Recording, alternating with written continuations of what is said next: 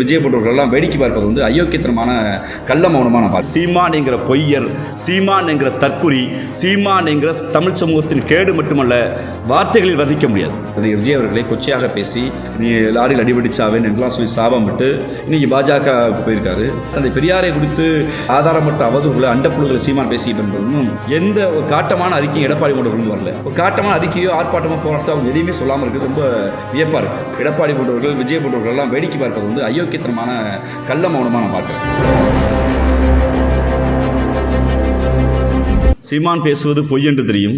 ஆனால் சீமான் என்கிற போலி பின்பம் முழுக்க பொய்களாலும் வன்மத்தோடு கட்டப்பட்டிருக்கிறது என்பது தமிழ் சமூகத்தில் தோல்வித்து காட்டப்பட்டிருக்கிறது.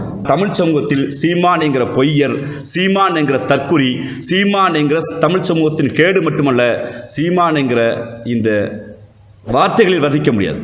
இன்றைக்கி அவருக்கு எதிர்ப்பு வந்தனால நடிகர் விஜய் அவர்களை கொச்சையாக பேசி நீ லாரியில் அடிபடிச்சாவேன் என்றெல்லாம் சொல்லி சாபம் விட்டு இன்றைக்கி பாஜக போயிருக்காரு.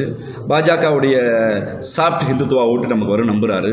எனக்கு என்ன வேதனைனா, தந்தை பெரியாரை குறித்து இவ்வளவு வன்மமாக, இவ்வளவு கேவலத்தோடு ஆதாரமற்ற அவதூறுகளை அண்டப்புழுகளை சீமான் பேசிட்டு எந்த ஒரு காட்டமான அறிக்கையும் எடப்பாடி போன்றவர்கள் வரல.